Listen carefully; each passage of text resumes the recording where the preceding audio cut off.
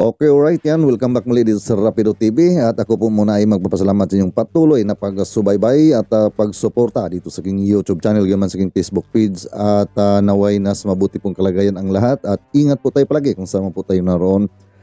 Sa atin pong mga bigwas solid supporters na mga nagtatanong kung nasaan nga si Sir Tumi Abili dahil ay medyo matagal na rin po, no? Siguro nasa isang buwan mahigit na po na hindi nga nakapag-broadcast itong si Sir Tumi Abili at alam po natin na si Sir Tumi Abili po ay nandun po siya sa isang ospital dahil nga ay may karamdaman po, no? At parang naoperahan pata itong si Sir Tumi Abili, no? Kaya ay hindi po natin siya napanood sa kanyang programa sa WOK FM 107.9 ang Bigo Station ng Palawan. At alam ko po na marami talaga ang na-miss po si Sir Tumi Abili dahil sa kanya talagang totoong serbisyo na binibigay po, no, sa mga mamayan, lalong-lalo na dyan po sa Palawan. At isa pa doon, yung po nga pagtulong po niya, no, lubos na pagtulong kay Aliobert hanggang na-dismiss nga yung pong kaso, no, na binibintang kay Aliobert, no. At nung pong nasa ere pa si Sir Tumi Abili ay alam po natin na lumapit yung pong ama ni Jubilina Galieno dahil nga doon sa may bagong bangkay na natagpuan na yung pong bangkay na parang sinunog ata yun, di ba? At nais ng ama na mapa-DNA ang nasabi pong bangkay. Pero hindi po pumayag ang mga pulisan o ang suko, no? At pinaglaban po yan Sir Tumi Abili. Kaso lang po ay dahil nga ay napasok po sa ospital si Sir Tumi Abili ay medyo naiwanan po niya yung pong laban na yon, pero hindi po sinasabi na talagang binitiwan na po yan ni Sir Tumi Abili dahil nga dito nag-guest po si Sir Tumi Abili dito, no, sa kanyang kasamahan po sa WOKFM na si Baby Puertis. At dito malalaman po natin kung ano na po ba ang status doon po sa kanilang pinaglaban na mapa-DNA ang nasabi pong bangkay para malalaman po natin kung yung po ba ang totoong Jubilin Galieno na talagang tinututuo na nila na patayin ang nasabi pong biktima, no? So ayan, at pakinggan muna natin ito at panoorin natin para malaman po natin ang mga pahayag din po ni Sir Tumi Abili. Nakabalik na siya. Ang dami nag-aabang dito eh. Yan. Magandang umaga. Tama po. Katumi, magandang umaga eh. Magandang. Tuwa po tayo. Naka-iri na po tayo ngayon. Hindi, sa totoo lang, magandang umaga po sa lahat naming mga viewers. Ay kare-recover ko lamang po mula po nang naoperahan ako. Sa totoo lang, binawalan pa ako ng doktor na magprograma. Kaya nga, nag-guest na lang ako sa program mo dahil nga yung isang oras hindi kayanin. Kasi sa loob ng ilang minuto kapag nagsalita ako, hinihingal ako. Kasi tinanggal na kasi yung aking abdo. Naku. Ngayon, siyempre. So ayan, mga kabigwas, no? At ipagdasal lang po natin sa Sir Tumi Abili na sa kanya pong tuluyan po, no, na paggaling dito po sa karamdaman, lalong-lalo na po, no, ay sabi nga niya ay tinanggalan na po siya ng abdo, no? So talagang mahirap po yan para kay Sir Tumi Abili, no? Dahil nga ay may nawala na po, no, sa part po, no, ng kanyang katawan na masabi po natin na yung pong part na yun ay malaking tulong po para sa atin, no? Dahil alam po naman natin na pagka may mga mawala po sa loob po ng ating katawan ay talagang medyo may kaibahan na po, no, sa ating mga galaw dahil nga ay may kulang na, no? So ipagdasal lang po natin ang tuluyan po ng paggagaling ni Sir Tumi Abili. Ito, papagaling pa lamang tayo. Dito sa maraming naghahangad na akala nila daw nakulong na raw ako. Ang iba daw sabi nga pinakulong na raw ako Ang iba naman, namatay na raw ako, inambos daw ako. Grabe naman. Oo. Eh, Tama hindi po totoo. Inoperahan po ako sa apdo. Ngayon, na natanggal na yung apdo ko, kaya yung mga kalaban ko diyan na umaasa na wala na ako, tandaan ninyo, wala na akong apdo. Maghahanap na ako ng damay sa inyo. Yun. Tandaan nyo yan. Yari kayo. Ayos. Oh, wala na akong apdo. Kaya, naano ko kasi yung talakay, kahit nasa hospital ako, naka-monitor ako sa iyo, mayroon kang tinatalakay na pilido nun? Arihula. Ariola. O, Arihula. Ayun. Ay, sa totoo lang, yung sinabi mo na binoto mo si Win Gatchalian, ganun din ako. Kasi nung unang takbo ni Win Gatchalian, ako pang nag-interview niyan sa TV, 22, oo, sa Olongapo City. Dahil pumunta yan doon, guest ko yan, magkakasama kami nila Shirley Ang, dahil magka-vibes yung pamilya na yan at saka si Shirley Ang. Kilala naman ako kung mapapanood ngayon ako ni Win Gatchalian, kilala ako. Hanggang sa bahay nila ni Win Gatchalian, dinala na ako doon. Doon kami nagmi-meeting, doon kami nag-uusap.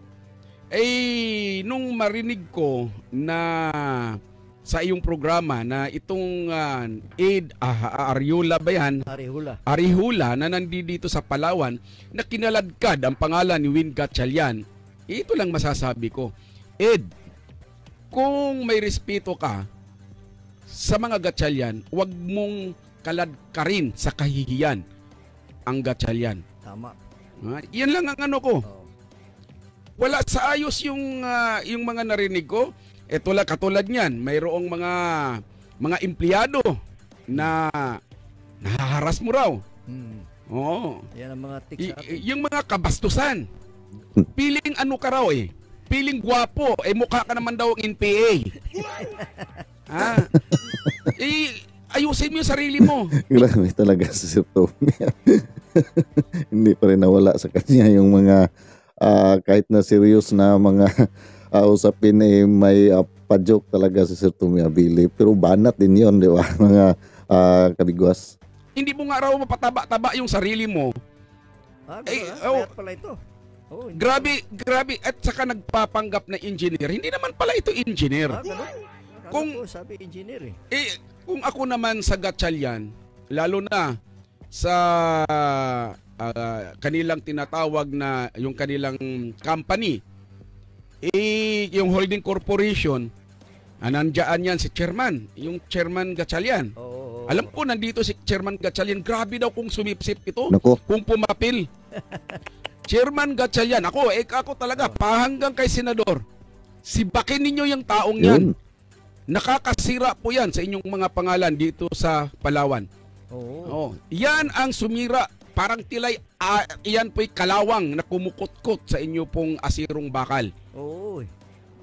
Walang... So ayan no mga kababayan, mga kabigwas ay dito po talagang pagkatapos nito sa tinatapik ni Sir Tommy Abilib patungkol nga kay Senador Win Gatchalian ay dito nga ay magbigay po siya ng update patungkol nga doon sa inilaban po nila na pag-DNA doon po sa bagong bangkay na natagpuan na yung pong bangkay na sunog at dito po ay atin pong malalaman kung ano na po ang update patungkol nga doon. Wala, magandang pangalan dito sa atin sa lalawigan ng Palawan, lungsod ng Puerto Princesa, Senator William Gatchalian, panalo rito Oo nga, kaya nga sa totoo lang, pinagbawalan ako ng doktor na mag-program. Hindi ko matiis Oo. Kasi nilagyan mo ng kahihiyan ang mga Gatchalian. Kaya Ed, kung mayroon ka pang natitirang kahihiyan, umalis ka sa Palawan, huwag mong kalad ka rin sa kahihiyan ang mga Gatchalian. Yun lang. Yan, sana naman makarating ito. At alam ko makarating talaga ito dahil paparating ko ito doon yung nangyayari. Ilang linggo itong binakbakan ni Kabibi Puertes dito sa kanyang argumento. Naiisip ko kung bakit kaya nagkaganito itong taong ito. At wala siyang layunin. Ang gusto siguro niya pababagsakin itong mga Gatchalian. Baka ganun siguro. Baka mamaya nabayaran ito ng mga kalaban. Oo. Ayun. Diba? May Ginamit punto rin siya. po si Sir Tommy. Sige, sirain mo ang Gatchalian dahil may tatakbo dyan. Di Yun. ba? Ganun talaga, Eh, politika. Ito lang masasabi ko. Ed, lumayas ka muna ng Palawan. Huwag mong bigyan ng kahihiyan yung amo mo. Baka mayroon tayong mga comment dito. Basahin muna natin. Yan na. Ay, yan. Good morning, Sir Bibi Puertes. Si Jimilin Ngitis. O sige, Ay, sir. maraming salamat. Bakbaki ng tanang mga inutil sa gobyerno. Okay. Salamat po ha. At ako Ay, po maraming salamat. nag-guest lang Nakita ako kayo. sa yung Nakita na rin kayo ng mga tiga Puerto at sa buong Pilipinas at sa buong daigdig. Yun. Talagang Oo. marami nag-aabang na sa'yo. Tama yung hinalaan, ang iniisip nila, baka natipo ka na raw, baka dinali ka na, naambos ka na. Hindi, Totoo yun. mayroon nga nagsabi sa akin Oh, kita ba yan? na ang pagkakaalam po namin kasi sinabi na ng mga galit sa'yo na pinahuli ka daw. Yun. Oh, Pinahuli daw ako. Sabi ko, bakit ako huhulihin? Eh, naipanalo ko naman yung laban doon kay Jubilin. Yun nga. Oh. Hindi pa lang tapos yung pinakahuling laban namin. Eh, inupirahan nga ako dahil sumakit Oo. yung tiyan ko, di ba? So, ay, kahapon nga, suka ako ng suka, di ba? Galing pa ako ng hospital. Na-hospital Mm. naman po siya. Uli, ano po, Oh. dito, sa Puerto. Eh, ang iba kasi nananalangin kasi na mawawala na ako. Eh, hindi, may usapan kami ni Satanas na kayo munang mauna. Yan ang maganda sa'yo. Grabe talaga, Sir Tommy. Kaya yung sabi nila na nakulong daw ako, maling impormasyon po yun. May nagsabi naman inambos na raw ako. Hindi nga. Kung makita niyo yung tibiak ng katatiyan ko. Oo. Nako, Sus. napakarami. Nung binaril ako sa Baguio City, 36 ang aking tahi. Oh. Ito ngayon, tinanggalan ako ng abdo, 20 ang tahi. Grabe. Oh, 53 Oh. na. Sabi nga ng 53 doktor, na. sabi nga ng doktor nang inoperahan ako, grabe, hirap naman hirap mo operahan. Sabi ko, bakit dok? Ay ano na, sabi niya, parang gubat na sa ilalim dahil yung operasyon ko, ang dami ng operasyon. Oo, ang dami. Yung mga ugat kung saan-saan na kumukunik. Eh, siyam na bala eh. Nung binaril ako sa Baguio, siyam na bala. Dahil di sa trabaho natin.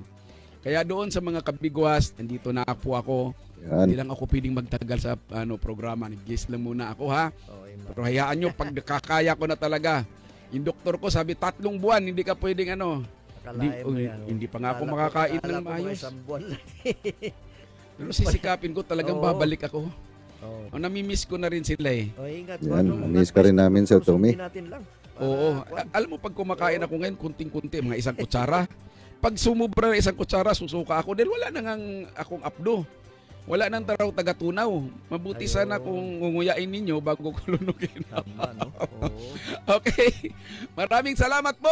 Ako po, Kabibi, maraming salamat. Maraming salamat ha. Tayo po tuwa dahil dito sa programa natin nakarakuan kayo, makita kayo sa ating mga viewers, ano po. Oo, yun ating nga mga eh. kababayan. Miss na po kayo talaga sa tutulang. Hayaan Totoo nyo yan. na yung Jubilin, Yan. mayroon na kaming gagawin doon na magugulanta lang kayo. Mga inabangan Oh, nila. hindi natin pwedeng anuhin dahil Oo. hanggang ngayon ayaw nilang kasi nung sinulatan ko ang yung ng taga-suri ng patay yung Suko. diyan sa may Coliseum. Oo, Balsamador. Hindi, Ano? yung pulis. Pulis. Oo. Suko. Yun. Soko. Oo, pinuntahan namin, sabi ko, sinulatan ko na ipasuri, i-DNA yung tatay ni Jubilin at saka yung huling kalansay. Ayaw, nagalit. Di binira ko. Ngayon, sabi naman nila, pumunta daw ang tauhan natin doon sa Irawan. Doon i-follow up. Pagdating sa Irawan, sigurado tinawagan.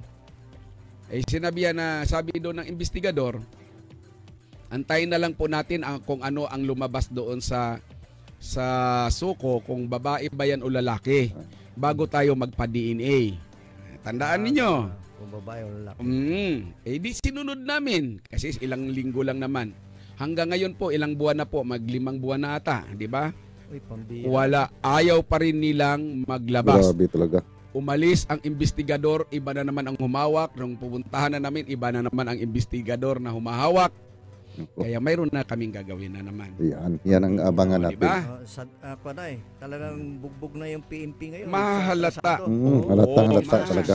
Sa 990 kilos. Sa Ay, yun. 6.7 billion. Oo. Ay, yan ang galit na yung mga taong sa bayan. ginagawang goons. Mga Pilipino, galit na po dyan. Puro pulis. Nadadama yung mga matitinong pulis. Baka yung mga pulis ditong hindi matino, Oo. baka hindi rin nila alam ang pangalan nila. Naalala mo yun na sa Senado, hindi niya alam pangalan niya. Oo. Oo. Sila bata. Naka-bulletproof siya, wala daw siyang dalang baril. Pero nakumpiska sa kanya 245. 245. Baka ganun na yan kung sa mga Bisaya pa, yung mga pulis ditong mga hunghang, giango-ango na. Kaya talaga lang, abangan lang po ninyo, hindi po tayo sumusuko. Bagamat ang aking kalusugan lang ay siguro dumating, ay sabi nga ng iba, pinabarang ka. Hindi ako naniwala sa barang. So ayan mga kabigwas at may aabangan tayo ito pong kaso ni Jubilin Galino na alam po naman natin na talagang wala pa pong hustisya na talagang ating pong nalaman na nabigyan na ng tamang hustisya si Jubilin Galino sa kanyang pagkawala dahil nga ay